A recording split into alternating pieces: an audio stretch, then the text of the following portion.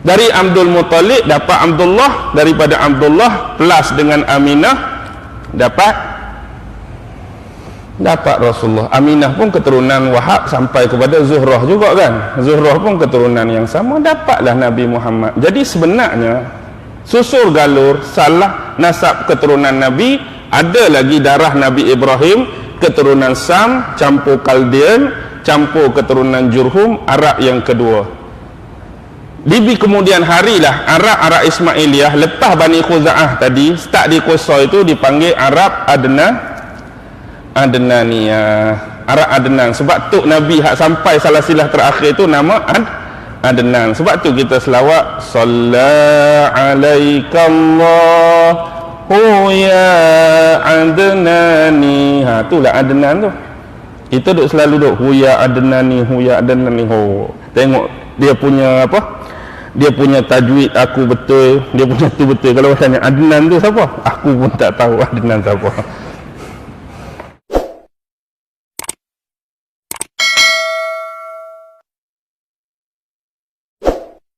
Bismillahirrahmanirrahim. Assalamualaikum warahmatullahi wabarakatuh. Alhamdulillah, alhamdulillah, alhamdulillah, alhamdulillahi rabbil alamin, wa bihi nasta'in ala umurid dunya waddin, wassalatu wassalamu ala ashrafil anbiya'i wal mursalin wa ala alihi wa sahbihi ajma'in. Subhanaka la ilma lana illa ma 'allamtana innaka antal alimul hakim.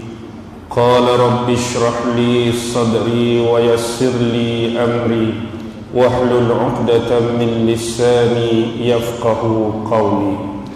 Allahumma yassir wa la tu'assir, Allahumma yassir wa la tu'assir, Allahumma yassir wa la tu'assir.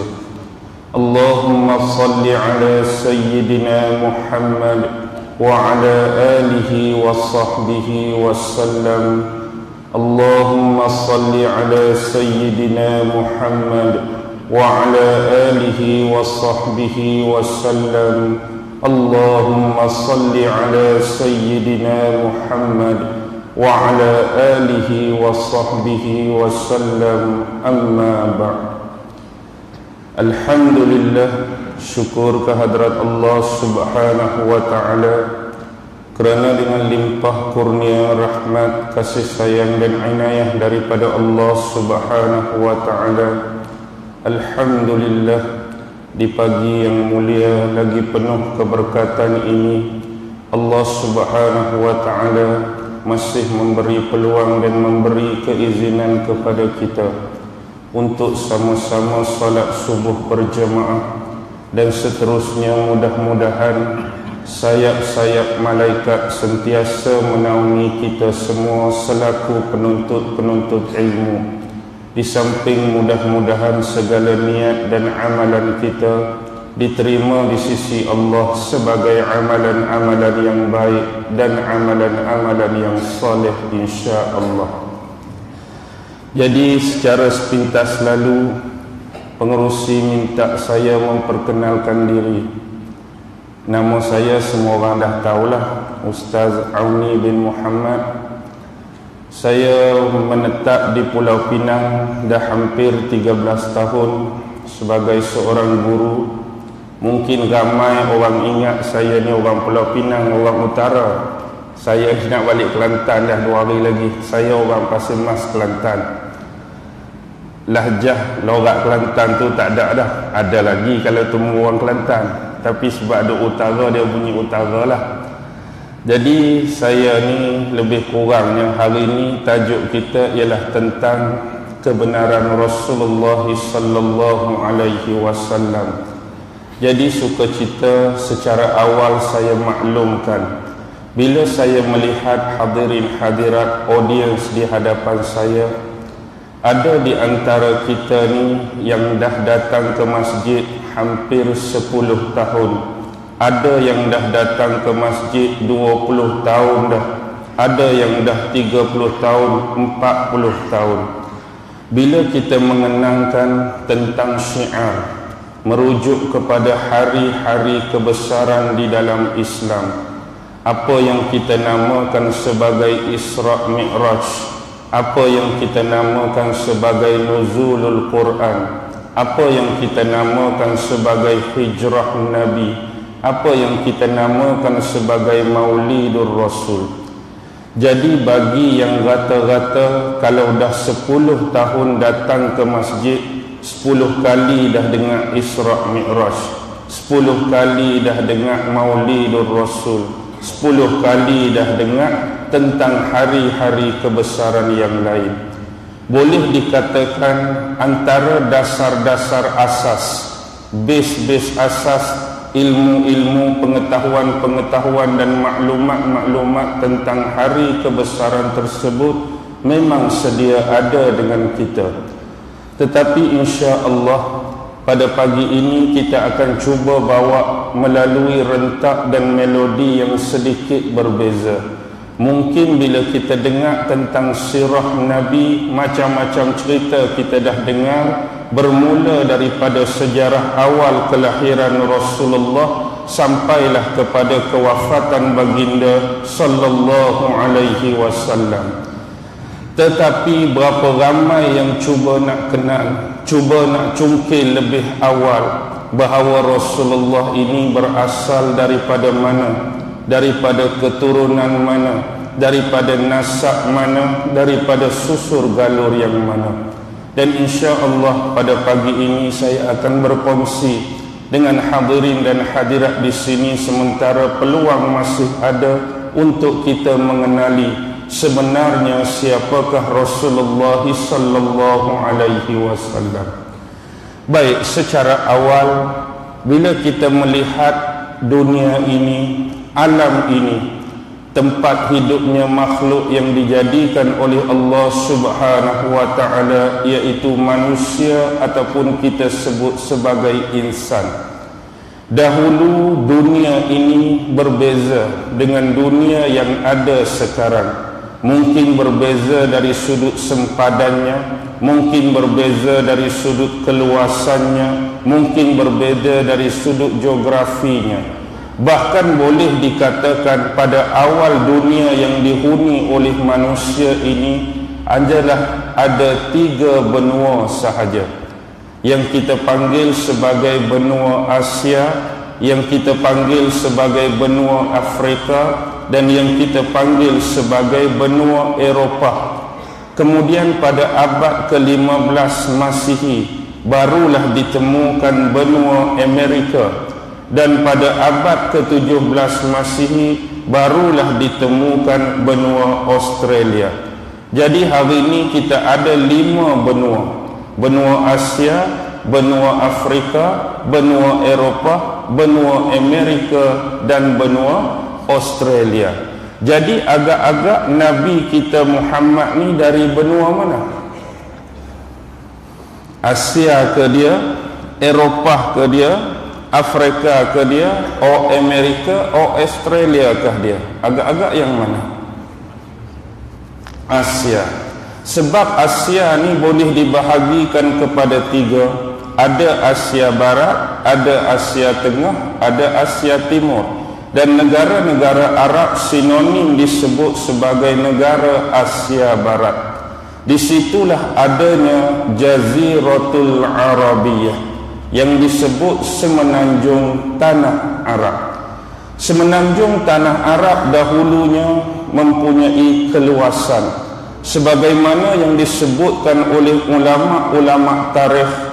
Luas jazirah Arab dulu ialah 1.100.000 batu persegi. 1.100.000 batu persegi bersamaan 3.156.558 km persegi. Dia juga bersamaan dengan metrik Arab 126.000 farsah. Kalau ada yang nak catat, saya ulang balik. Dari sudut batu 1.100.000 batu.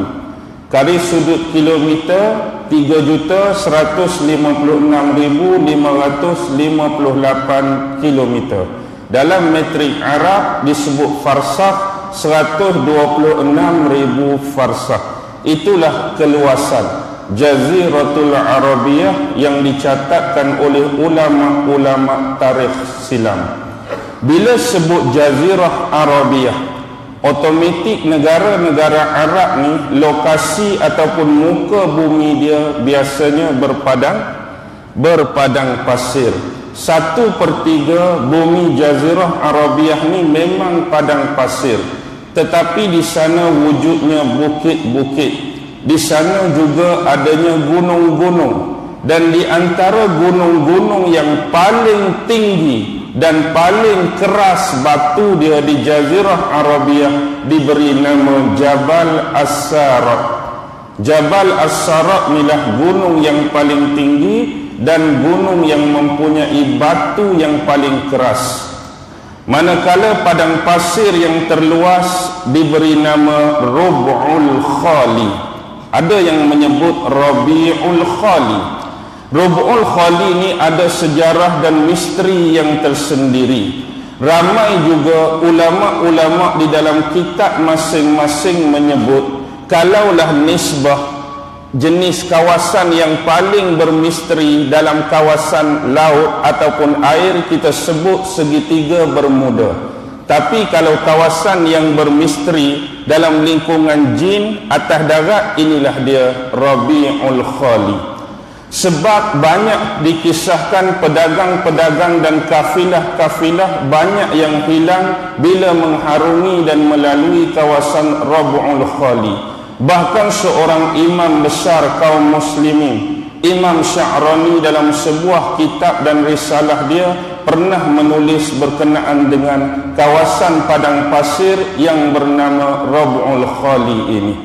Baik, sekarang bila sebut Jazirah Al-Arabiyah, kita kena tengok apakah wilayah-wilayah, apakah daerah-daerah, dan apakah kawasan-kawasan yang ada dalam semenanjung tanah Arab ni. Dahulu memang populasi manusia masih kecil, populasi manusia masih kurang ramai. Jadi daerah-daerah yang ada cuma ada 6 saja. Dalam 6 daerah ni, yang paling besar disebut Tanah Hijaz. Bila sebut Hijaz, mungkin ada di antara hadirin hadirat pernah mendengar tentang Hijaz. Ada orang dulu tak kenal Hijaz, dia kenal pun sejak muncul kumpulan Raihan sekali dengan kumpulan Hijaz. Nasyid tak? Ada Raihan, ada Hijaz. Oh, baru kenal nama Hijaz. Tapi tu Hijaz nasyid, ni Hijaz tanah Arab.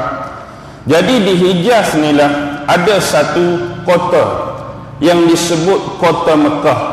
Dalam Hijaz ni juga ada Jeddah, dalam Hijaz ni juga ada Yathrib atau Madinah, dalam Hijaz ni juga adanya kota-kota yang lain. Tapi di kota Mekah ni ada satu tempat yang paling suci, disebut sebagai Masjidil Haram. Dan dalam Masjidil Haram ada satu tempat lagi yang paling suci, disebut Baitullah, iaitu rumah Allah. Itulah bumi Hijaz. Yang kedua disebut bumi Yaman. Disebut bumi Yaman. Sebenarnya disebut Yamin. Yamin dalam bahasa Arab ni kanan. Shimal dalam bahasa Arab ialah kiri. Pasal apa dia disebut Yamin, kanan? Kerana dia berada di sebelah kanan arah Kaabah. Jadi sebelah kanan arah Kaabah itu menuju kepada negara Yaman. Sebab tu salah satu penjuru Kaabah ada nama Rukun Hajar Aswad, ada Rukun Iraqi, ada Rukun Syami, satu lagi Rukun Rukun Yamani. Hala ke Rukun Yamani itulah menghadap negara Yaman. Di kota Yaman ini, kalau zaman dahulu ibu kota dia adalah San'a. San'a ni sebuah kota yang besar, sebuah kota yang hebat. Sebagaimana sewaktu saya menyertai kuliah semalam, nama apa ustaz tu? Ustaz Rashid ke apa? Ustaz Rashid cerita macam-macam ada di Yaman dah.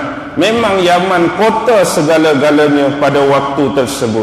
Ada juga kota Sabak. Sabak ni dirakamkan oleh Allah dalam satu surah dalam Quran. Banyak-banyak surah yang 114 tu, cari satu surah nama surah Sabak, baca cerita tentang kerajaan Sabak. Bahkan Sabak awal ni zaman Ratu Balqis lagi, sezaman dengan Nabi Allah Sulaiman alaihi salam. Di kemudian hari pun Sabak masih kekal dengan keterkenalan dia, dengan kefamasan dia. Sebab di Sabak ni ada satu empangan yang cukup besar pada waktu tersebut, dikenali sebagai empangan Ma'rib. Bila empangan Ma'rib ni pecahlah, berlaku diaspora masyarakat Yaman. Ada mereka keluar daripada bumi Yaman, mula mencari penempatan-penempatan baru. Mereka bukan setakat keluar berhijrah ke tempat baru, bahkan mereka berjaya menubuhkan kerajaan-kerajaan yang besar di lain tempat. Nanti kita akan cerita kalau ada masa. Yang ketiga, ada kota Adnin, juga di bumi Yaman. Ada kota Hudaidah, juga di bumi Yaman. Ini adalah kota-kota yang besar. Yang ketiga, selepas Hijaz dan Yaman, disebut bumi Najat. Bumi Najat. Bumi Najat ni dah lama, bahkan pernah disebutkan dalam salah satu sabdaan Rasulullah sallallahu alaihi wasallam. Pernah sahabat-sahabat datang bertemu dengan Rasulullah, meminta didoakan untuk keberkatan bumi Syam. Lalu Rasulullah mendoakan kesejahteraan dan keberkatan untuk bumi Syam. Lalu ada sebahagian sahabat meminta Rasulullah mendoakan keberkatan untuk bumi Yaman. Lalu Rasulullah mendoakan kesejahteraan dan keberkatan untuk bumi Yaman. Tiba-tiba ada sebahagian meminta kepada Rasulullah, meminta didoakan keberkatan untuk bumi Najat. Tetapi kali ini Rasulullah menolak permintaan mereka, kerana Rasulullah menyebut daripada bumi inilah akan lahir dan keluarnya fitnah yang disebut sebagai fitnah tanduk syaitan. Dari bumi Najat inilah keluarnya fitnah tanduk syaitan. Antara yang paling awal keluar ialah nabi palsu yang pertama, iaitu Musailamah Al-Kazzab, berasal daripada bumi Najat. Kemudian diikuti oleh fitnah-fitnah yang lain. Bumi yang keempat disebut sebagai bumi Tihamah. Selepas Hijaz, Yaman, Najat, itulah bumi Tihamah. Yang kelima disebut bumi Ihsa.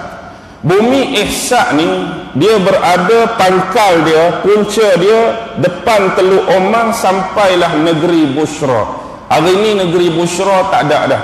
Dulu ada negeri Busra dalam peta. Hari ini Al-Ihsa ni dia ada nama baru dia, iaitu Bahrain.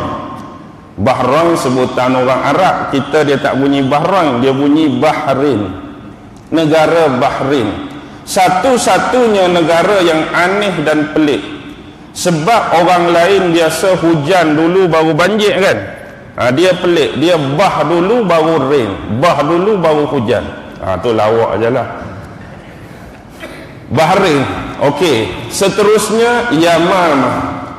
Yamamah ni diberi gelaran Arud kerana Yamamah betul-betul duduk tengah antara bumi Yaman dengan bumi Najat. Dia pemisah Yaman dengan Najat, itulah Yamamah.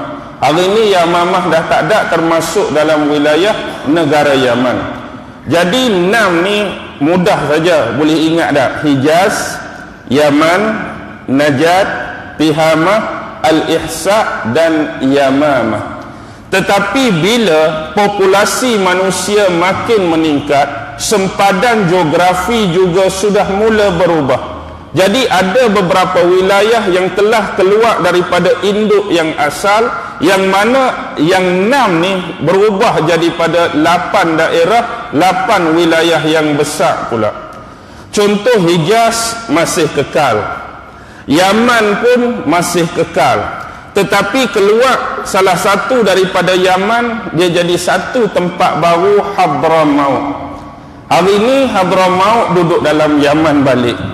Hadramaut dulu dia keluar selepas berlakunya perpindahan seorang nabi, iaitu nabi yang keempat. Siapa nabi yang keempat? Cuba bilang. Adam, Idris, Nuh, Hud. Nabi Hud.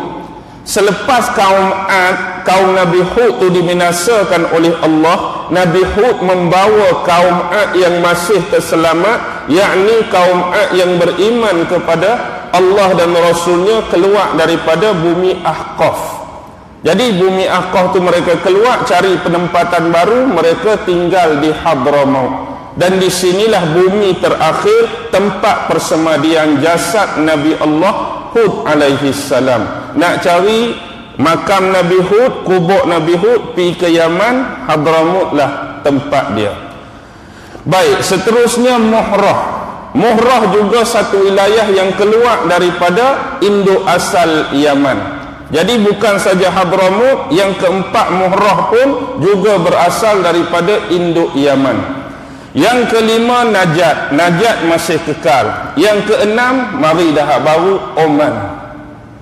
Kan Oman duduk bawah selatan tu dah. Yaman hari ini ada Bahrain, ada Oman. Bahkan selepas kejatuhan Turki Osmaniyah 1924 pun keluar satu lagi tub-tub, iaitu UAE yang kita sebut United Arab Emirates, Emiriyah Arab Bersatu tu. Itu kawasan-kawasan dia. Baik, seterusnya ialah Al-Hasa. Al-Hasa ni tak payah pening kepala, Al-Ihsa tadi je lah, mereka tukar saja jadi Al-Hasa. Dan yang ke-8 ialah Ahqaf. Ahqaf ni Allah sebut tak dalam Quran? Dalam banyak-banyak surah ada kan surah Al-Ahqaf. Al-Ahqaf ni ialah bumi asal kaum Ad. Bumi asal kaum Ad itulah Ahqaf. Kalau Nabi yang seterusnya selepas Nabi Hud tu ialah Nabi Soleh. Nabi Soleh kaumnya Nabi kaumnya ialah kaum Samud. Kaum Samud tu duduk di Al-Hijr. Al-Hijr juga Allah sebut dalam Quran. Jumpa tak surah Al-Hijr? Pernah baca tak surah Al-Hijr? Juga dalam Quran juga disebut Madain Saleh, juga disebut Wadil Qura, nama sama. Kalau kata ustaz, pasal apa buka buku ni nama Al-Hijr, buka buku ni Madain Saleh, buka buku ni Wadil Qura, tak payah pening kepala. Tiga-tiga nama ni merujuk kepada bumi yang sama. Itulah bumi kaum Samud, Nabi Allah Saleh alaihi salam. Baik, bila kita dah kenal pasti daripada 6 berubah jadi 8, Arab-Arab Nabi Muhammad ni mari ikut Hijaz ke, mari ikut Yaman ke, mari ikut Hadramaut ke, mari ikut Muhrah ke, mari ikut Oman ke, mari ikut Al-Hasa ke, mari ikut Najat ke, mari ikut Ahqaf.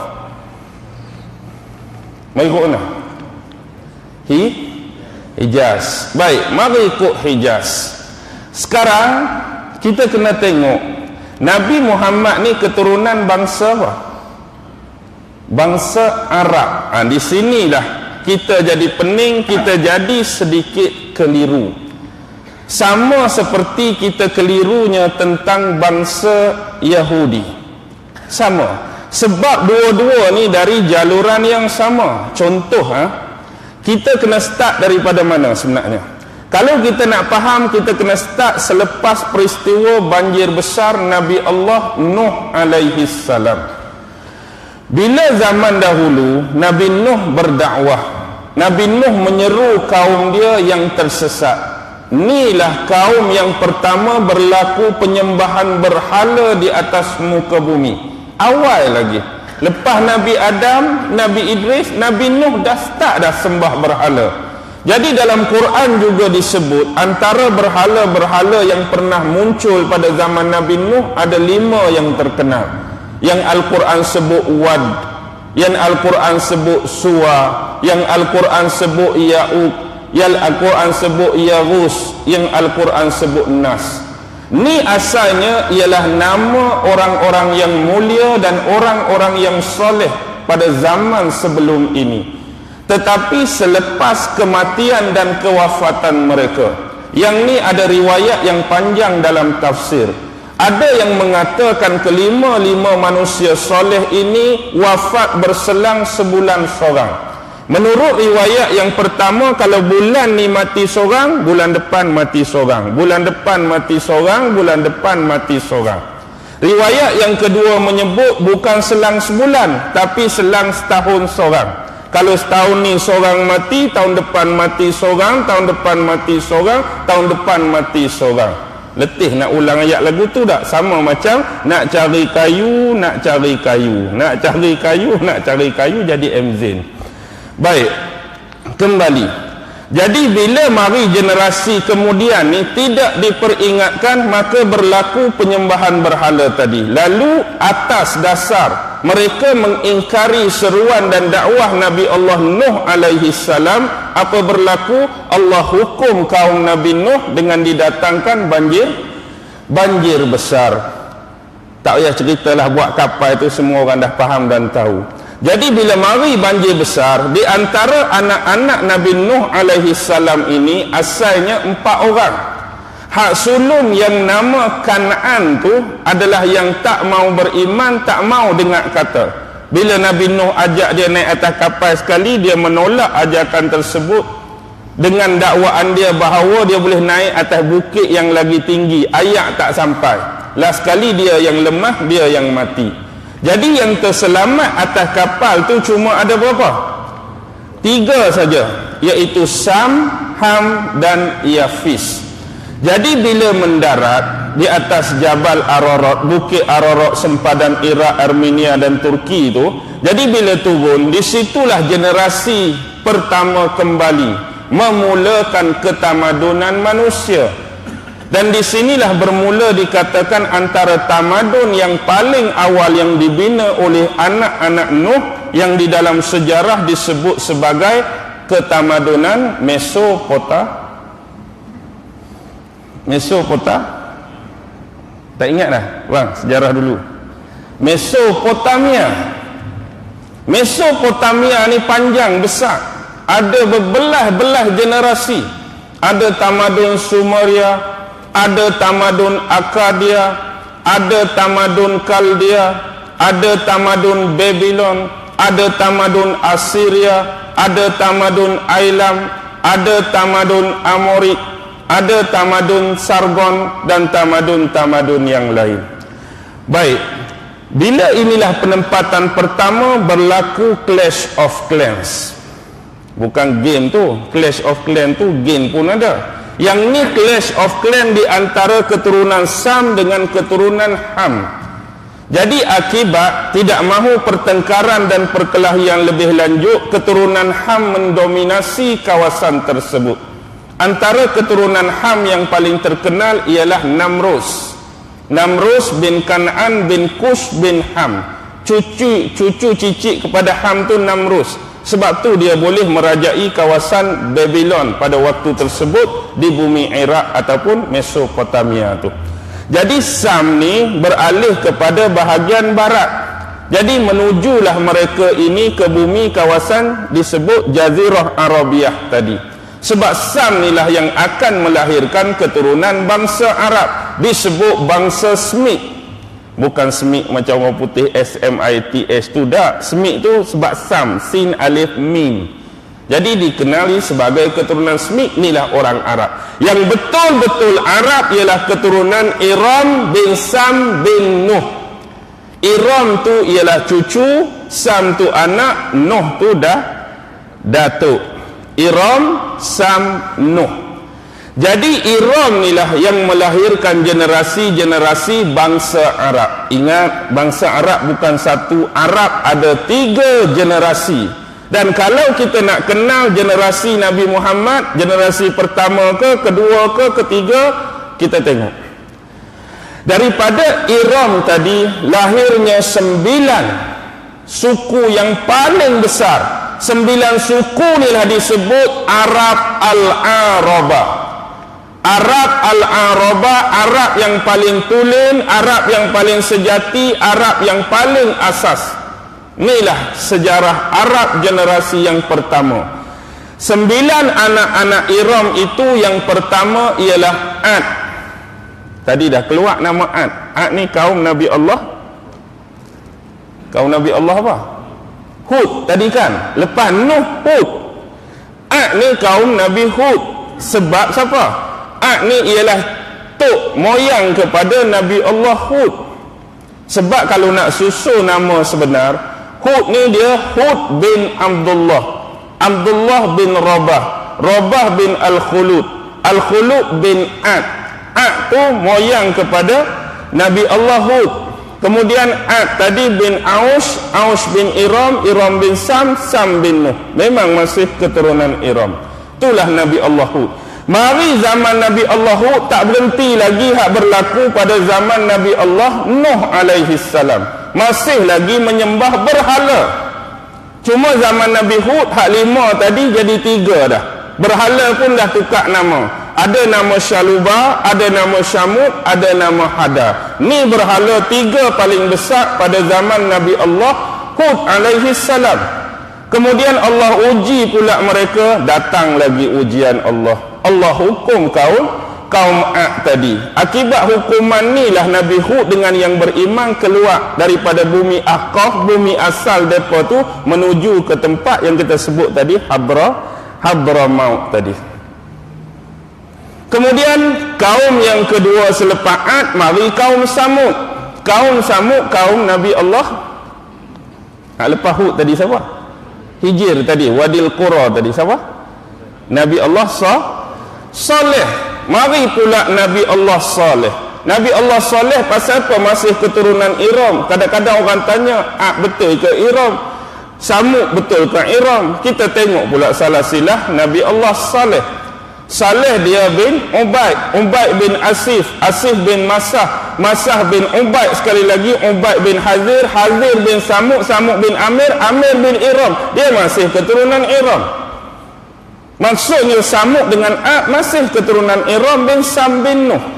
Jadi akibat daripada mereka mengingkari Nabi Allah Saleh, mereka minta pembuktian sebagai Nabi dan Rasul. Kamu perlu tunjukkan mukjizat kamu, keluar biasaan kamu. Lalu antara mukjizat yang ditunjukkan oleh Nabi Saleh, keluarnya unta dari celah batu kan. Gilik-gilik. Unta sari kamu sari, unta sari kamu sari. Lama-lama mereka perah, akhirnya mereka bunuh unta tu, betul? Akibat mereka bunuh unta tu, mari pula bala. Habis kaum Samud. Dan dalam Al-Quran hanya rekod yang ada 2 ni saja, kaum Ad dan kaum Samud, Nabi Hud dan Nabi Saleh. Tetapi 7 lagi keturunan Iram tak ada rekod. Tetapi walaupun Quran tak merekodkan, kalau kita rajin baca dan cari buku-buku tarikh-tarikh, terutama manuskrip kuno, akan jumpa sebahagian daripada riwayat. Dan kita perlu tahu, nak hubungkan keturunan Nabi Muhammad, dia akan tertakluk pada 7 ni lagi. Yang seterusnya ada nama Amim, lepas Ad dengan Samud, ada Amil, ada Tosam, ada Jadis, ada Imlik, ada Jurhum Ula, ada Wabar. Yang 7 ni dalam manuskrip dan tarikh ada cerita. Sekarang nak tarik pada riwayat tentang Nabi Muhammad ni, kena tengok generasi awal ni. Ad musnah, Samud musnah, 7 lagi ni duduk di Jazirah Arabiah. Akhirnya panjang cerita, mereka ditewaskan oleh Arab generasi yang kedua. Arab generasi kedua diketuai oleh seorang panglima yang bernama Ya'rib bin Qahtan. Ingat nama ni. Ni Arab generasi kedua, Ya'rib bin Qahtan. Arab generasi pertama tadi kita sebut Arab Al-Arabah. Kalau generasi kedua Arab Al-Aribah ataupun Muta'aribah. Aribah atau Muta'aribah. Arab generasi kedua. Arab generasi kedua, Ya'rib bin Qahtan ni berasal daripada Yamamah. Kita sebut Yamamah dalam 6 konteks awal tadi.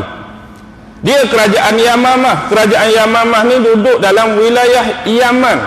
Mereka ni lah disebut Arab Al-Yamaniyah. Pasal apa disebut Arab Al-Yamaniyah? Kerana tempat tanah tumpah mereka adalah negeri Yaman. Mereka lah yang menentang kumpulan-kumpulan Arab generasi awal tadi sampai habis, sampai lupus. Jadi bila lupus generasi Arabah yang pertama, marilah Arab generasi yang kedua, walaupun mereka masih mempunyai salasilah susu galuh dan titih yang sama. Jadi bila mereka duduk di Yaman, akhirnya keturunan Qahtan tadi, Ya'rib bin Qahtan tadi makin berkembang, maka wujudlah kerajaan hak Al-Quran sebut tu kerajaan Sabak kan. Kerajaan Sabak ni sebenar nama orang. Memanglah nama kerajaan, asal itu nama orang, bila orang tu buka dia jadi nama orang. Sama juga macam Yasrib. Kota Yasrib tu sebelum Nabi berhijrah dari Mekah ke Madinah, sebelum Nabi letak nama Madinah, nama apa Madinah tu? Yasrib kan. Yasrib tu memanglah nama kota, nama tempat, tapi orang yang mula-mula buka tempat tu memang nama Yasrib pun. Memang nama dia Yasrib, jadi tempat tu dipanggil Yasrib. Kemudian hak ni pun Sabak. Nama betul Sabak tu ialah Abdus Syamsin bin Yasjub bin Ya'rib bin Qahtan. Ingat, pembuka generasi kedua tadi siapa? Ya'rib bin Qahtan. Ni cucu dia, Abdus Syamsin bin Yasjub bin Ya'rib bin Qahtan. Abdus Syamsin inilah gelaran bagi Sabak. Apa makna Sabak? Sabak ni orang yang suka berkelahi, orang yang suka berperang. Bila dia berperang, yang jadi bestnya, dia tak pernah kalah. Perang benang, dia dapat buka banyak kawasan daerah dan wilayah baru. Jadi semua wilayah-wilayah yang dapat ni, kita cerita dulu. Anak-anak kepada Sabak ni, hak paling famous 3 orang. Yang pertama Himyar. Pernah dengar tak kerajaan Himyar? Pernah dengar? Sejarah tingkatan 5 bohong. Maksudnya kamu tak belajar kalau tak pernah dengar. Himyar. Yang kedua Kohlan. Yang ketiga Tobabi'ah. Jadi mana-mana wilayah baru yang dapat ni, mereka letak bawah kerajaan Tobabi'ah, anak yang ketiga tadi. Contoh, dapat Tambun, letak bawah Tobabi'ah. Dapat Ulu Kinta, letak bawah Tobabi'ah. Dapat Simpang Pulai, letak bawah Tobabi'ah. Bawah kerajaan anak dia yang nama Tobabi'ah. Sebab Himyar pun ada kerajaan sendiri, Kohlan pun ada kerajaan sendiri. Himyar kita cerita kemudian apa kaitan kisah Ashabul Ukhdud tu zaman Himyar lah. Dalam Quran, Qutila Ashabul Ukhdud an-nari dzatil waqud tu kerajaan Himyar. Sampai ke Abrahah datang. Bolehlah nak tahu hubung kait link antara kerajaan Himyar, antara Ashabul Ukhdud, dan kenapa Abrahah datang ke bumi Yaman. Dan kerajaan Kohlan pula, Kohlan ni ialah bapa-bapa keturunan Aus dengan Khazraj tu lah. Dulu di Yasrib tu orang dia jadi sejarah ni, dia jadi pening. Kalau kita tak tulis, kita tak lukis. Dia sebenarnya di situ ada geng Amalikah. Duduk Yasrib tu Amalikah. Di kemudian hari bila berlaku diaspora orang Yahudi, negara Yahudi dihancurkan oleh kerajaan Rom, mereka pun lari. Antara tempat-tempat yang orang Yahudi nak lari ialah kerajaan-kerajaan yang ada hubungan diplomatik dan perdagangan dengan mereka.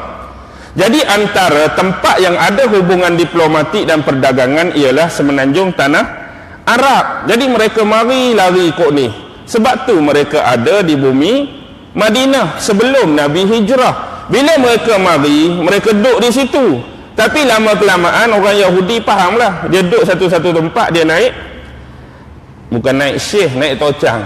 Fahamlah bahasa naik tocang. Dia lawan balik tokeh tempat dia minta simpati tu, berlawan gogeng. Menang dia. Keturunan Yasrib Amalikah sebelum ni kalah. Kebetulan takdir Allah di Yaman, kerajaan Sabak tu empangan Ma'rib pecah. Bila empangan Ma'rib pecah, kita cerita tadi kan, keluar cari penempatan baru. Dan mereka antaranya ialah geng-geng Aus dengan Khazraj ni. Dia keluar pergi ke Yasrib, dialah bantu balik Raja Yasrib, geng Amalikah lawan Yahudi. Bila Yahudi kalah, Yahudi dihalau duduk di luar kota Madinah. Sebab tu bila Nabi hijrah ke bumi Madinah, mereka duduk di luar kota Madinah. Yahudi Bani Quraizah di luar, Yahudi Bani Nadir di luar, Yahudi Bani Qainuqa luar, Bani Mustalik luar, Bani Ghutfan luar, semua Bani Yahudi duduk luar. Jadi mereka ni keturunan Aus dengan Khazraj ni sampai nasab mereka pada Zaid bin Kuhlan. Tadi anak sahabat ada tak nama Kuhlan lepas Himyar tadi? Himyar Kuhlan. Mereka anak Zaid bin Kuhlan, Kuhlan bin Sabak. Sabak tu hak tadilah mendiri Sabak, Sabak bin Sabak. Yasjub bin Ya'rib bin Qahtan tadi.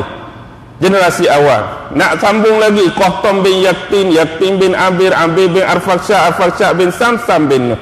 Mereka jalur Nabi Nuh keturunan Semit. Dia tak lari dah. Sekarang ni nak tengok keturunan Himyar ataupun Kuhlan, kita tengok lepas pada tu. Bila kaum Ad yang beriman sekali yang Nabi Hud bawa tu masih ada, mereka nak bangkit balik lepas Nabi Hud mati, tetapi ditewaskan oleh golongan-golongan Yamaniyah ni lah. Geng Sabak mendahului mereka, maka Ad lupus. Saudara kaum Ad, balik asal hak 9. Sejarah ni memang pening kan, tapi kita nak cari juga Nabi mai ikut mana. Tadi Ad, Samud, Amin, Tosam, Jadis, Imlik. Imlik inilah dikenali sebagai golongan-golongan Amalikah. Yasrib tadi golongan Amalikah, mereka menguasai tanah Hijaz. Tetapi saudara Ya'rib bin Qahtan, hak buka generasi kedua tadi, nama dia Jurhum bin Qahtan. Adik Ya'rib pi ke Hijaz lawan orang Amalikah, menang. Bila menang, keturunan Jurhum duduk di situ. Bila keturunan Jurhum duduk di situ, apa jadi? Inilah kaitan waktu Nabi Ibrahim dulu hantar Sarah dengan Ismail. Hantar Sarah dengan Ismail duduk di situ. Nabi Ibrahim duduk situ ke tinggal balik ke Palestin? Balik Palestin. Tekotang kanting lah dua beranak tu. Bila sampai masa dahaga, masa lapak, cari ayat, berlari-lari anak, berlakulah apa yang dikatakan Sa'ir hari ini. Kemudian bila dah keluar ayat Zam-Zam tu, keturunan Jurhum ni, asal Jurhum tadi Yaman ke Hijaz, mereka asal daripada Yaman. Mereka ni dah melakukan perdagangan kafilah-kafilah dari utara ke selatan, musim sejuk, musim panas dah biasa. Bila mereka lalu kawasan yang selalu mereka lalu, satu benda pelik berlaku. Selalu tak wujud benda macam ni, tapi hari ni berlaku. Kafilah-kafilah Jurhum dari Yaman bila lalu kawasan ni, dia tengok burung-burung gagak tu terbang sekawan dalam kelompok yang cukup besar. Tiba-tiba dia turun satu tempat lama. Dalam pemerhatian mereka, bila ada sekawan, bukan kata burung gagak, burung lain sekalipun, bila dia terbang besar hinggap, di situ mesti ada punca air. Tapi sebelum ni tak berlaku macam ni. Pasal apa hari ni turun ni? Mana punca air tu? Mungkin kita tak sedar, kita duduk lalu, kita tak tahu. Mereka pun hantar seorang perisik pergi tengok, rupanya ada dua beranak tu. Punca air Zam-Zam tu lah. Jadi mereka pun singgah di situ. Kafilah memang memerlukan air. Lalu mereka minta izin dengan Siti Hajar nak beli air tu. Kami bukan nak minta saja, bukan nak ambil free. Kalau kamu nak jual, kami nak beli air ni. Siti Hajar kata apa? Ni adalah nikmat, ni adalah anugerah Allah untuk dikongsi bersama-sama. Kami bukan pemilik. Allah yang bagi. Kalau nak minum, nak ambil. Jadi lepas ambil semua, mereka pergi. Bila mereka balik, mereka ada rancangan. Mereka minta dengan Hajar, kalaulah macam ni gaya dia di sini, kami tak mau balik ke Yaman dah. Apa kata kami dirikan kemah-kemah di sini, kita bina penempatan. Lalu-lalu orang kita makin besar. Jadi start situlah keturunan Jurhum duduk situ. Jurhum dari mana tadi? Yaman. Duduk di situ, bina penempatan. Jadi Nabi Ismail tu belajar bahasa Arab dengan Jurhum ni lah. Jurhum generasi kedua. Tapi Nabi Ismail bukan Arab generasi kedua. Nabi Ismail kena jadi Arab generasi yang terakhir, Arab musta'rabah. Why? Arab musta'rabah ni ialah Arab yang diarabkan. Faham tak Arab yang diarabkan? Maksudnya dia bukan Arab pure lah. Kalau kita kata hari ni, Melayu yang dimelayukan. Contoh, ni banyak di Pulau Pinang lah contoh. Dulu tanah Melayu ni orang Melayu. Jadi marilah geng-geng India ada masuk Islam, kita panggil mamak. Lama kelamaan mamak ni kahwin dengan orang tu, kahwin dengan orang ni, anak cucu dia pun muka pun jadi lebih kurang kita dah. Darah sebenar yang mengalir dalam dia tu bukan Melayu, India. Tapi sebab dia duduk lama di sini, di tanah Melayu, dia pun dah muka macam Melayu, pakai baju Melayu, makan makanan Melayu, berasimilasi dengan Melayu, beradab Melayu, berbudaya Melayu. Kita pun panggil dia orang Melayu. Sebenarnya bukan, tapi dia tu Melayu yang dimelayukan. Begitulah Nabi Allah Ismail, Arab yang diarabkan. Sebab Nabi Allah Ismail mari daripada mana? Daripada Nabi Allah Ibrahim. Ibrahim mari daripada mana? Sinilah poin dia. Nabi Ibrahim asal di mana? Asal Nabi Ibrahim di mana? Dia sezaman dengan Namrus tadi. Namrus merajai kerajaan mana? Babylon. Babylon duduk di mana? Babylon duduk di mana? Takkan Babylon duduk Mekah kot. Babylon duduk di Iraq. Babylon duk bumi Iraq tu. Kampung Nabi Ibrahim Faddam Aram. Daerah dia Ur, negeri dia Babylon. Bangsa-bangsa Nabi Ibrahim ni dikenali sebagai bangsa Kaldan. Sebutan orang Arab Kaldan. Inggris sebut Chaldean. Kaldan atau Chaldean. Itulah bangsa Nabi Allah Ibrahim. Sebenarnya Chaldean ni daripada ibu dia. Tapi kalau kira daripada ayah, kita tengok Ibrahim bin Azar. Dalam Quran ayah dia Azar, pembuat patung berhala. Azar bin Nahur. Nahur bin Sarush. Sarush bin Ra'u. Ra'u bin Falish. Falish bin Abir. Abir bin Shalih. Shalih bin Arfakshat. Arfakshat bin Sam. Adik-beradik Iram tadi. Hak keturunan Arab tadi Iram bin Sam. Hani adik-beradik Iram, Arfakshat bin Sam bin Nuh. Tak puas hati lagi, Nuh bin Lamik, Lamik bin Matusalih, Matusalih bin Idris, Idris bin Yarik, Yarik bin Mahlil, Mahlil bin Qoinan, Qoinan bin Anus, Anus bin Syis, Syis bin Adam. Tak puas hati tak? Baik, sekarang kita tengok dia ada darah Arfakshat, masih lagi keturunan Semit, tapi bangsa Arab daripada keturunan Iram. Jadi dia ada darah Sam, dia ada darah Chaldean, Nabi Ibrahim. Jadi Nabi Ibrahim ni lepas dengan Namrus, dia berhijrah. Biarlah kisah hak dia berlawan dengan Namrus, dia dibakar oleh api, dia pun keluar daripada bumi Babylon. Nak berhijrah. Nabi Muhammad berhijrah, tok dia dulu Nabi Ibrahim berhijrah. Hijrah ni memang kerja nabi-nabi dulu dah. Kalau tempat tu dah tak sesuai untuk berdakwah dan menyeru, berhijrah. Dia bawa sekali anak saudara dia, adik-beradik Nabi Ibrahim. Adik dia nama Harun, Ibrahim bin Azar. Adik dia Harun bin Azar. Anak kepada Harun tu Nabi Allah Lut. Jadi Lut dengan Ibrahim ni tak ada ke mana anak saudara dia. Nabi Lut, anak saudara Nabi Ibrahim, ikut berhijrah bersama Nabi Ibrahim tadi. Baik, sekarang Nabi Ibrahim ni bila keluar di sinilah. Bila semalam orang sebut tentang sukan tak? Tentang sukan. Sukan hak bawa lari api tu, api Majusi ke api apa? Betul ke api Majusi? Sukan ni daripada Majusi Iran ke daripada Yunani? Sukan Olimpik daripada Yunani ke daripada Majusi? Saya nak tanya. Lepas tu api Majusi ke mana?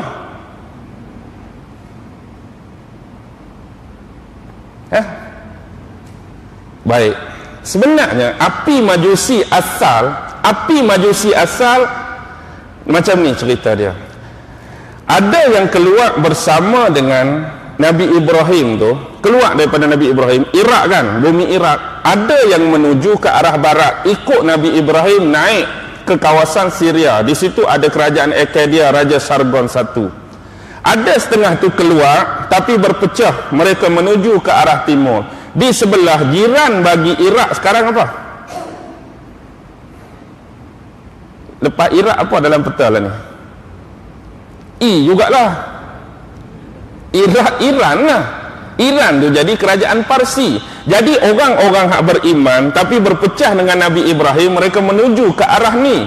Awal-awal riwayat yang ada tersebut, mereka tu bila berpisah dengan Nabi Ibrahim, mereka duk teringat masa dengan zaman Nabi Ibrahim. Mereka pun hidupkan api. Mereka hidupkan api awal bukan nak sembah api, kerana mereka duk teringat dengan Nabi Ibrahim. Dulu Nabi Ibrahim kena bakar dengan siapa? Dengan Namrus. Mereka orang yang beriman dengan Nabi Ibrahim periduk api, cerita kat kumpulan dia, zaman dulu Namrud ni jahat, Nabi Ibrahim bagus apa, kita periduk api ni mengenangkan Namrud bakar Nabi Ibrahim dulu. Tu asal dia. Jadi lama kelamaan sama macam kisah Nabi Nuh tadi, bila generasi demi generasi tak diperingat, maka mari kemudian dia jadi apa dah api ni? Dia jadi start penyembahan dan mengidolkan api ni. Dia jadi menyucikan api ni pula. Tu bahagian Majusi, tu bahagian Parsi, tak ada kena-mengena. Hak sukan tu api Yunani. Api Yunani belah mana? Belah barat tu. Alah, dia jadi panjang pula cerita dia dah. Dia jadi tak puas hati. Dah ustaz bangkang api Majusi, api Yunani, okeylah. 1600 hingga 1100 sebelum Masihi, bumi Yunani dulu diperintah oleh orang-orang Mykenaya. Orang-orang Mykenaya ni, bukan nama Michael tu dah, ejaan dia lain, M-C-Y-E-N-E-A, Mykenaya. Orang-orang Mykenaya ni orang Gasar, orang Ganah. Dia yang pegang bumi Yunani dulu, dipanggil Yunani kuno. Jadi menurut sejarawan Yunani hak nama Homer ni penulis terkenal lah. Antara karya dia Iliad dengan Odyssey. Dalam Iliad tu ada kisah tentang kisah ni. Jadi Raja Mykenaya pada masa tu nama dia Agamemnon. Agamemnon Raja Mykenaya. Adik dia nama Menelaus. Ringkas cerita, di samping kerajaan Mykenaya ada satu lagi kerajaan dipanggil kerajaan Trojan. Dulu kan ada sabun cat Trojan tak? Sabun basuh 6 kupang ke 8 kupang tahun 70-an, kita kecil-kecil sekolah dulu. Baik.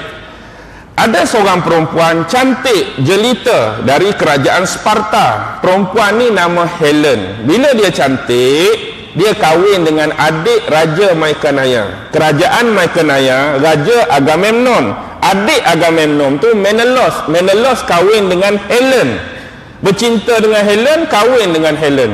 Di kemudian hari, Helen ni keluar tanpa suami, jalan-jalan. Dia jumpa dengan seorang lelaki kacak dari kerajaan Trojan. Nama dia Putera Paris. Oh, jumpa kau ni cinta pandang pertama. Dia jauh ke apa lebih kurang. Kawan ni Putera Paris buat lari. Helen tadi masuk dalam kerajaan Trojan. Dia buat lari ni bukan orang kampung ni. Adik pada raja ni. Adik ipar raja lah kita kata. Menelaus tu adik pada Raja Agamemnon. Lalu bila tahu Helen dibawa oleh kerajaan Trojan, kerajaan Mykenaya bertempur 10 tahun, tahu tak? Hanya kerana seorang perempuan. Tetapi taktik licik tentera-tentera Yunani Mykenaya ni, dia bina 2 kuda yang besar daripada kayu. Kuda tu dia bubuh roda. Kuda kayu besar dia bubuh roda, dia tarik menuju ke medan perang. Bila berperang, depa pura-pura buat kalah. Orang Mykenaya ni bila bertempur dengan Trojan, ting lari, ting lari. Jadi orang Trojan pun banggalah, oh kita lagi kuat daripada kerajaan Mykenaya. Jadi mereka tinggal apa? Mereka tinggal kat medan kuda-kuda yang besar. Jom kita tarik, wak masuk dalam camp kita. Wak masuk saja kuda-kuda ni dalam camp Trojan, rupa-rupanya tentera Yunani duduk dalam tu penuh, duduk dalam kuda kayu tu. Duduk tunggu dah dengan pedang ni. Buka saja ni kerang. Buka tu ketong-ketang mampu habis Trojan. Inilah disebut kerajaan Troy. Rupa-rupanya Troy itu, saya pun duk ingat epik. Ingat ke dia epik saja macam Mahabharata? Tak. Tapi rupa-rupanya memang betul wujud kerajaan Troy. Dan ada bukti-bukti sampai 9 lapisan Troy ditemui di tanah Yunani kuno tadi. Troy memang wujud, dan inilah peperangan Troy Mekania Trojan tadi. Lepas tu di kemudian hari berlaku pertelingkahan antara Mekania dengan adik dia Menelaus, berebut tanah jajahan. Lalu ramai ni keluar lari, mereka menuju ke arah utara, mereka pi ke arah bumi Itali lah ni. Dan inilah mereka menubuhkan Rom. Ingat, Rom dalam Al-Quran Ra, Waw, Min tak sama dengan Rom R-O-M-E hari ni ya. Jangan samakan Jangan sekali-kali samakan Rom Al-Quran dengan R-O-M-E hari ni. Mereka lah dikenali sebagai bangsa-bangsa nenek moyang bangsa Etruskan. Dalam buku sejarah, cari sejarah awal bangsa Etruskan, inilah Makanaya. Kemudian mari pula kumpulan lain, Dorian, bukan durian. Dorian mari, zaman ni zaman kegelapan dah. Selepas Mekania tinggal, mari geng Dorian, keturunan Dorian ni kegelapan sungguh. Ni dah dipanggil zaman Yunani Purba. Tadi zaman Yunani kuno. Zaman Yunani Purba 800 hingga 500 sebelum Masihi, gelap sungguh. Siapa yang bantu mereka menulis membaca balik? Ni geng-geng Palestin. Kalau sejarah, geng-geng Fonisia. Bila Nabi Ibrahim pi ke bumi Palestin, di situ orang panggil bumi Kan'an, betul? Kan'anit. Orang bumi Kan'an betul, Palestin dengan Jordan Timur dipanggil Kan'an darat. Ada satu lagi Kan'an laut. Ni duduk di pergunungan Amanus dengan Karmel. Di sinilah tertubuhnya kerajaan, nama kerajaan Fonisia. Hadut tepi laut Mediterranean tu dipanggil orang-orang Fonisia. Orang Fonisia ni orang yang cekak laut. Mereka duk berdagang macam-macam. Mereka pi sampai kepada Yunani Purba. Mereka tolong ajak kawan ni balik, seolah-olah kawan ni baru nak start balik. Ajak baca, ajak tamadun. Sampai lahirnya tamadun. Hak geng Socrates, Plato, Aristotle tu zaman ni baru ni. Hak Yunani pemikir hak hebat, Akropolisnya macam-macam, ni baru start ni. Siapa aja? Geng-geng Fonisia. Fonisia ni kerajaan terbesar, kerajaan Kartej. Hak lawan dengan Rom dulu. Kartej lah ni dalam wilayah Tunisia. Pernah dengar kerajaan ni, negara Tunisia? Tunisia. Kartej tu duduk di Tunisia, kerajaan terbesar kaum-kaum Fonisia dulu. Lawan dengan Byzantine Timur. Payah nak menang geng ni. Jadi mereka lah ajak keluarlah. Daripada keluar sini, orang-orang Yunani, inilah nak kata, mereka ni dah terkenal dengan mitos mendewa-dewakan. Banyak tak dewa orang Yunani? Antara 3 hak besar, dewa Zeus. Dewa Zeus ni dewa alam atas, dewa petir, dewa kilat. Zeus ni kalaulah di sisi orang Norman Nordish, Thor tu lah, Thor hak bawa tukul tu. Benda sama bila duduk dengan bangsa dan kaum lain, dia bertukar watak. Kalau di sisi orang Yunani dia tu Zeus, di sisi orang Norman Nordik Thor. Thor pun dewa petir, dewa kilat juga, sama je. Pernah tengok cerita Marvel tu, kartun-kartun Marvel? Thor, tak kenal Thor, geng-geng Avenger tu lah. Jadi hak atas tu petir, daripada petir ni jadi api. Adik dia Poseidon bahagian laut. Kalau tengok cerita kartun mermaid, ikan duyung tu kan, hak bapak dia berjanggut, ikan duyung pegang trisula mata 3 tu, tu Poseidon tu. Tu adik pada Zeus, dia menguasai bahagian laut, Poseidon atas. Satu lagi Hades, adik dia tu bahagian kegelapan. Ni siapa mati, bak kiamat, bak alam gelap dia lah. Padahal dia pun nak mampu juga tak? Tapi dia jaga hak kegelapan. Itulah 3 beradik. Lepas tu lahirlah hak lain-lain tu, dewa-dewa lain. Mari Rom, nama lain pula. Patah watak tu sama je. Bila mari negara lain, wilayah lain, ditukar nama. Jadi api tu start daripada tu. Api Yunani tu merujuk kepada Zeus tu. Sebab orang-orang Yunani ni dia suka sukan, olahraga. Sukan dulu ada 4. Ni disebut Panhellenic Games.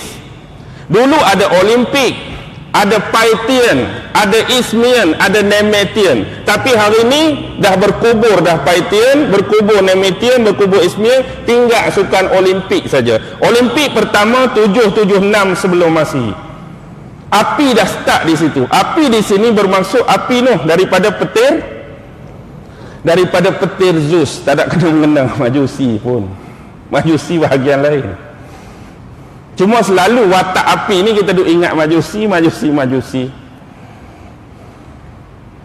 Api Majusi dia ada pattern lain, dia ada pengenalan lain, pengistilahan lain dalam literatur agama. Tak tahu lah kod saya yang silap suka Olimpik ni mari Yunani ke mari Majusi, mari Iran. Tak suka Olimpik mari Yunani ke mari Iran. Mari Yunani. Panjanglah kisah Yunani ni. Yunani dengan Rom ni saling berkaitan saja. Lepas Yunani Rom. Rom itulah yang terakhir. Jadi Rom ni antara kerajaan yang besar. Rom pula kena ada dua, Rom Barat, Rom Timur. Rom Barat kiblat dia Vatican City, Rom Timur kiblat dia Konstantinopel. Nabi Muhammad pergi mana? Pukul 7.30 dah ni. Okey, kembali tu dia ke kali tadi. Kita berhenti kat mana tadi? Nabi Ibrahim tu dak. Nabi Ibrahim. Okey. Duduk di situ dengan bangsa Jurhum. Nak jadi gabung dengan Jurhum ni, Nabi Ismail hak bawa darah Nabi Ibrahim Sam dengan Chaldean tadi, dia kahwin dengan perempuan Jurhum. Ni nak jadi Arab musta'rabah ni. Sebab isteri dia tu Jurhum tu Arab yang kedua. Bukan dia kahwin dengan Jurhum tu lelaki. Anak kepada orang-orang Jurhum. Isteri yang pertama ni kurang berkenan di mata Nabi Allah Ibrahim. Kan ada riwayat menyebut satu hari waktu Nabi Ismail tak ada di rumah, Nabi Ibrahim datang melawat, jumpa menantu dia. Ismail tak ada. Jadi dia tengok sikap, dia tengok perwatakan, dia tengok perawakan kurang menyenangkan di mata Nabi Ibrahim sebagai bapa mertua. Lalu dia pesan dekat menantu dia, kalau Ismail balik minta dia tukar tiang seri rumah ni. Padahal itu bahasa kiasan dah tu. Takkan dia kata minta dia ceraikan hang, nampak gelojoh sangat ayat lagu tu tak? Minta dia tukar tiang seri rumah ni. Maksudnya suruh cari bini lain lah tu. Jadi kawan tu tak tahu menahu, sebut benda tu kat Ismail. Ismail faham, ceraikan. Kahwin pula yang kedua. Masih lagi keluarga Jurhum. Hak first tu keluarga Amalikah hak asal tadi. Perempuan Amalikah yang ni betul-betul Jurhum, iaitu Sayyidah binti Mudad bin Amir al-Jurhumi. Ataupun riwayat lain menyebut Halah binti Haris bin Amir al-Jurhumi. Keluarga Jurhum, Arab generasi kedua. Bila kahwin, dia sama kes macam Nabi Ibrahim. Nabi Ibrahim di sisi orang-orang Yahudi ada berapa orang anak? Kita Islam, Quran rekod Sarah, Ishak, Hajar, Ismail. Tapi dalam literatur dan rekod orang Yahudi ada 13 anak Nabi Ibrahim. Mai ikut mana 13 ni? Mai ikut mana 13? Dikatakan ni dalam Taurat sebut dia ada isteri nama Kontura daripada kerajaan Sargon 1. Kontura ni lahir 6 orang anak. Zimran, Yokshan, Isbak, Syu'ah, Medan, Midian. 6. Kemudian dia kahwin lagi dengan Hajun binti Amim. Keluar 5 orang. Kaisan, Amim, Sauraj, Luton, Nafis. 6 campur 5 11, campur Ishak dengan Ismail 13. Dan ini hampir-hampir juga berlaku pada anak dia Nabi Ismail. Yang kita tahu hak betulnya, yang rekod cerita Nabi Ismail kahwin dengan Amaliki tadi, keturunan Amaliki, cerai, kahwin dengan hak ni. Tapi keluar 2 nama, Meribu dengan Melchut. Pasal anak Nabi Ismail pun ada 12. Bila sebut 12, kalau tengok keturunan Meribu ni ada 4. Qoizar, ada Nabit, ada Izbil, ada Mibsan, 4 orang. Dengan Mericut ada 8 orang. Ada Qoizama, ada Nabish, ada Yator, ada Timar, ada Ayar, ada Masma, ada Dumas, ada Maisi. 4 × 8 12. Jadi bila kita tengok sini, inilah lahirnya keturunan-keturunan ni. keturunan Ismail campur Jurhum. Inilah raja-raja yang memerintah tanah Hijaz. Inilah dipanggil Arab Ismailiyah. Pasal apa panggil Arab Ismailiyah? Nisbah atas nama Nabi Ismail. Lama kelamaan keluarga, walaupun Ismail tu Arab Ismailiyah, tapi yang naik nama Jurhum ke nama Ismail, sebab Ismail cuma pendatang. Jadi kalau dalam rekod raja-raja Arab ni disebut raja-raja Jurhum, padahal keturunan Nabi Ismail itulah Jurhum sampai satu ketika adik-beradik mereka keturunan Qahtan di Yaman, iaitu Bani Khuza'ah, mari lawan dengan mereka, dapat kat Bani Khuza'ah, putus di sini sat keluarga Jurhum. Bani Khuza'ah awal ni pemerintah dia ialah Amru bin Lubai, disebut juga Amru bin Luhai. Inilah orang pertama buat balik patung berhala bumi Hijaz. Bila dia jadi pemerintah, dia suka berjalan, dia suka mengembara. Melanconglah hari ni. Dia pergi ke satu negeri, nama negeri Syam. Di situ ada daerah nama Balqa. Di Balqa itulah dia tengok, orang-orang di sini duk sembah patung, ada batu, ada marmar, ada kaca, macam-macam. Bila dia nak balik, orang-orang Balqa, wak mailah kat aku satu patung, aku nak balik ke Mekah. Tengkorak dia ada. Elok-elok dah duduk di Mekah, tak ada apa-apa, dia tengok orang Balqa sembah, dia minta satu patung. Kawan tu pun bagi hak paling besar. Itulah patung Hubal pertama kali dibawa masuk ke Mekah. Hubal ni patung berbatu akik merah, dari kepala sampai kaki semua akik merah, kecuali lengan kanan putih. Lengan kanan hanya ada sekat ni. Bila balik mereka cantum guna mah, mereka tempur mah sambung. Hak lain tu akik merah, tangan kanan sampai hujung jari emas. Letak pula depan pintu Kaabah. Hebat tak? Sedap dia memerintah, nak buat lagi mana? Dia Raja Bani Khuza'ah masa tu. Jadi orang-orang yang datang dari pelosok dunia nak buat haji ikut syariat Nabi Ibrahim dulu, duk tawaf, sambil tawaf tengok batu, sambil tawaf tengok batu. Start dah dalam hati tertanam. Jadi sebelum balik, mereka duk kutip batu-batu daripada Masjidil Haram. Di luar Masjidil Haram mereka kutip batu, ambil berkat. Sebab nak bawa Hubal balik tempat sendiri tak boleh dah. Jadi terkenang Hubal tadi bawa balik batu. Sebelum sampai di bumi masing-masing, kalau singgah, letak batu tu, tawaf di situ 7 kali. Lucu tak? Lucu lah pemikiran mereka. Sampai pula di rumah, batu ni nak buat macam mana? Mereka bina patung sendiri, mereka leburkan batu ni. Daripada patung yang nak buat, mesti masuk serpihan batu ni, seolah-olah ambil berkat. Serpihan batu ni kena ada dalam pembinaan patung ni. Hani buat balik batu pun, peracuk batu ni kena ada pembinaan patung dalam patung baru tu, batu tersebut. Jadi start punya start. Zaman Rasulullah pun tak boleh nak hapuskan lagi penyembahan berhala ni. Bahkan bila Rasulullah duduk Madinah, sampai pembukaan kota Mekah, ada berapa ratus berhala keliling Kaabah masa pembukaan kota Mekah? 360 berhala. Rasulullah dah hidup, Rasulullah dah berdakwah, Rasulullah dah menyeru, Rasulullah dah berhijrah, patah balik buka Mekah, 360 patung lagi duduk ada dalam Kaabah. Rasulullah isyaratkan tangan kan, masa Fatuh Mekah, runtuh habis 360 patung. Yang terkenal, yang Al-Quran sebut, ada nama Lata, ada nama Uzza, ada nama Manata, ada nama Manah, ada nama Manaf, ada nama Asif, ada nama Na'ilah. Asif dengan Na'ilah tu asalnya dua orang betul. Allah kutuk jadi batu sebab mereka berzina dalam Kaabah. Asif tu lelaki, Na'ilah perempuan, berzina dalam Kaabah, kena kutukan jadi batu. Jadi mereka ambil batu tu letak tepi pintu Kaabah sebagai lambang kasih sayang, percintaan sejati. Kononnya kepala otak dia letak situ, Asif dan Na'ilah. Lepas tu banyaklah wilayah-wilayah Arab tu letak nama masing-masing ya. Di Yaman pun banyak. Jadi kita tengok tadi, bila Khuza'ah tu memerintah, bila masa nak dapat balik dekat keluarga Jurhum, cerita macam ni.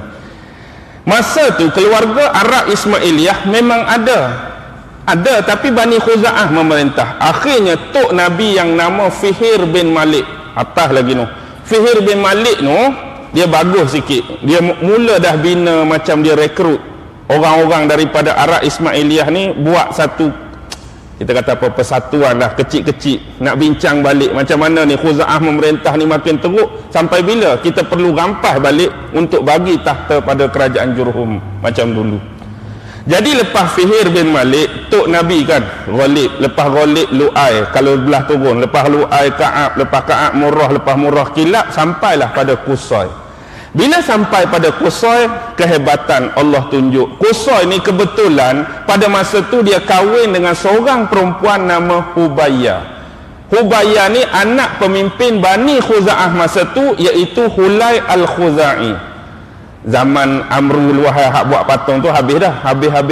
Mari pemimpin Khuza'ah masa tu nama Hulay Al-Khuza'i. Khuza'i tu gelaran sebab dia Bani Khuza'ah. Anak perempuan dia Hubayyah kebetulan kahwin dengan Qusay. Qusay ni pula keturunan moyang Nabi Arab Ismailiyah. Tapi Hulay tetap memerintah, dia Bani Khuza'ah. Tapi bila dia nak wafat, dia nazak, dia serahkan pemerintahan. Dia cuma ada anak perempuan dengan anak lelaki. Anak perempuan bini Qusay tadi, anak lelaki Mukhtarasi. Yang perempuan Hubayyah tadi, saya orang perempuan, tak pandai nak memerintah, tak pandai nak takbir negeri, bagilah dekat adik yang lelaki. Adik pula tu suam-suam kuku pula potensi dia, juga menolak, tak berani. Last sekali, siapa ni kita ni, keturunan dua-dua tolak. Tengok kepada menantu ni berketerampilan, berkemahiran, lantiklah menantu kita. Siapa menantu kita?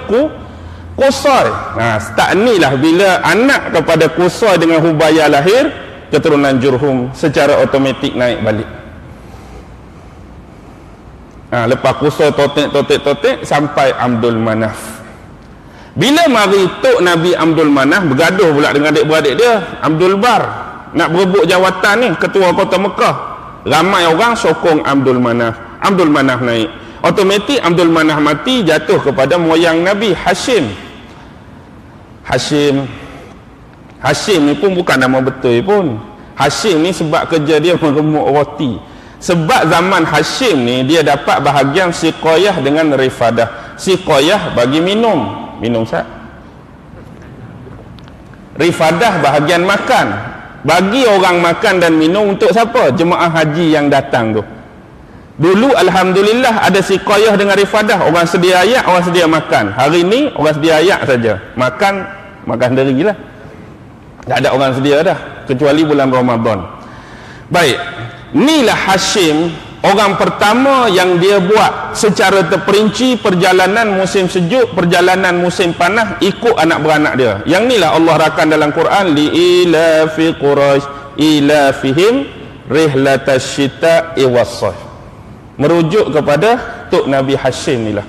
Sebab Hashim dia dapat bahagian Syam utara, adik dia ada di Yaman, ada di Iraq, ada di Palestin. Memang hubungan Palestin tu tempat orang Yahudi dulu kan. Memang ada hubungan diplomatik dan perdagangan dengan bumi Hijaz dah lama, zaman Tok Nabi lagi. Sebab tu orang Yahudi boleh mari sini. Jadi dengan kata yang lain, lepas Hashim ni kebetulannya cerita dia lagu ni lah, nak bagi keluar cepat-cepat. Hashim duduk di Mekah, dia kahwin 10 orang dah anak. 10 orang anak. Kebetulan dia nak pergi berniaga di Syam bahagian dia. Jadi nak naik ke Syam kena menuju utara, dia singgah di Madinah. Kebetulan duduk Madinah, dia tengok seorang perempuan berkenan pula. Jadi dia kahwin seorang lagi. Duduk di Mekah 10 anak, 1 bini. Duduk di Madinah, kahwin, dapat anak seorang, dia pun pergi ke Syam. Selesai urusan perniagaan ke Syam, nak balik ke Mekah. Sampai di Gaza, Palestin, semenanjung Gaza, dia meninggal. Tok Nabi Hashim meninggal di Gaza, Palestin. Orang-orang di Mekah, hak anak 10 ni tak pernah tahu pun dia kahwin 2. Sebab lepas kahwin tu naik, lepas naik turun meninggal. Orang Mekah tak tahu pun dia ada bini nombor 2 ni. Bini nombor 2 ni ada anak. Bila anak ni lahir, anak ni diberi gelaran Syaibah. Nama dia Syaibah. Jadi bila matinya Hashim, adik-beradik dia kena pangku jawatan. Hashim ni ketua kota Mekah ni yang jaga Kaabah. Jadi adik dia ialah Muttalib. Adik Hashim Muttalib. Hashim mati, Muttalib kena pangku. Muttalib pun tengoklah anak-anak Hashim tadi, siapa lah agak boleh ganti Pok Hang ni, hak berketerampilan, hak hebat sikit. Tengok-tengok seorang pun bagi dia tak ada siapa yang boleh mewarisi ketokohan Hashim.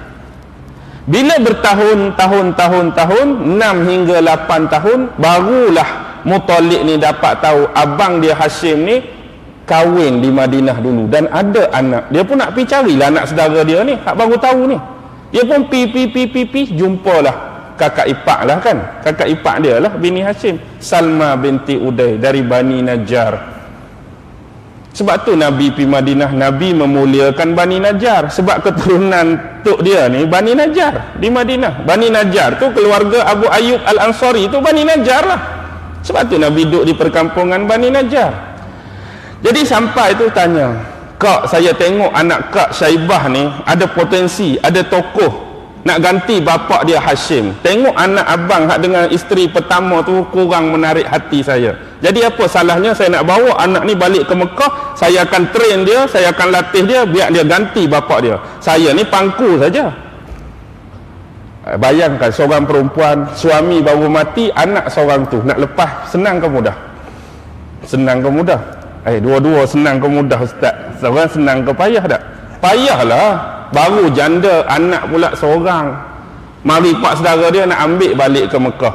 Akhirnya dia lepaslah sebab atas dasar tadi. Bila balik, dia letak siapa? Letak anak saudara dia Syaibah tadi duduk belakang. Masuk kota Mekah. Bila pemimpin keluar, biasalah macam Datuk Seri kita lah, bila pergi melawat, bila sampai KLIA balik, orang sambut balik lah, dia pemimpin.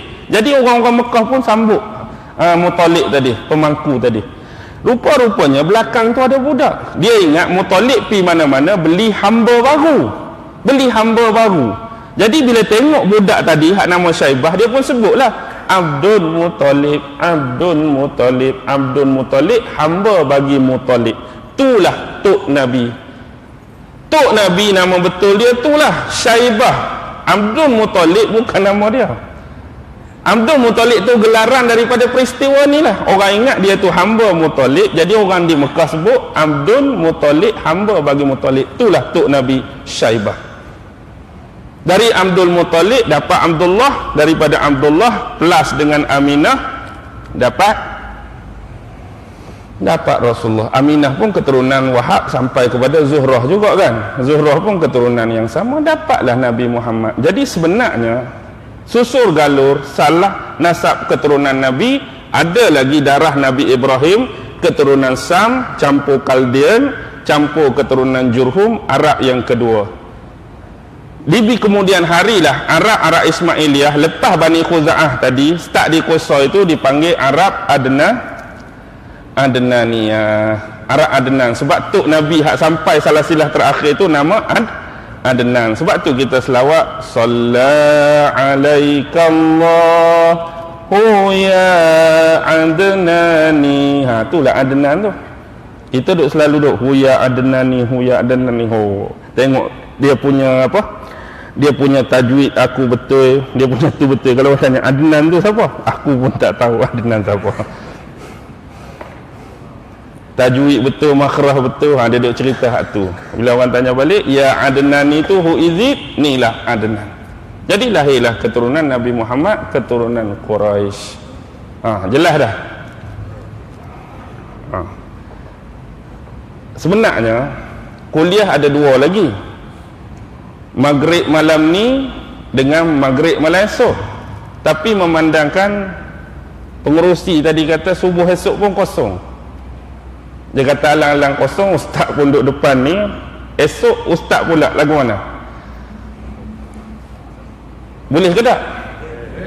Sebab macam ni saya tanya ni, saya takut sebab Ustaz Rashid cerita semalam, siapa yang kuliah lebih sejam tu cepat kena buang.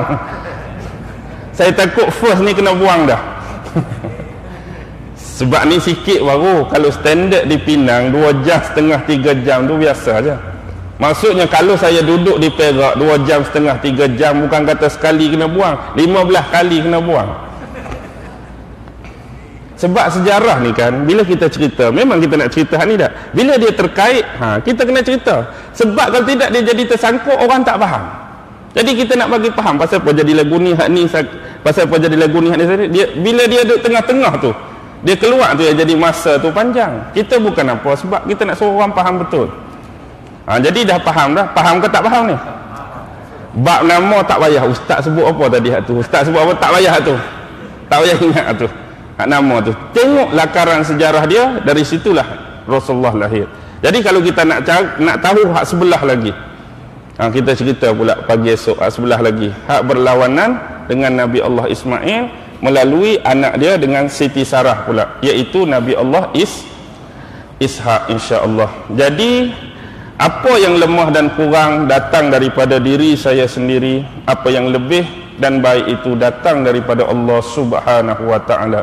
Apapun saya mohon kemaafan sekiranya terdapat salah bicara kekhilafan dalam kuliah tadi. Kita sama-sama memohon kerahmatan dan keberkatan daripada Allah. Moga-moga Allah melimpahkan rahmat dia, Allah melimpahkan inayah dia, dan memberi hati kita ini ruang-ruang untuk menerima ilmu dengan senang dan mudah, insya-Allah. Wabillahi taufiq wal hidayah. Wassalamualaikum warahmatullahi taala wabarakatuh.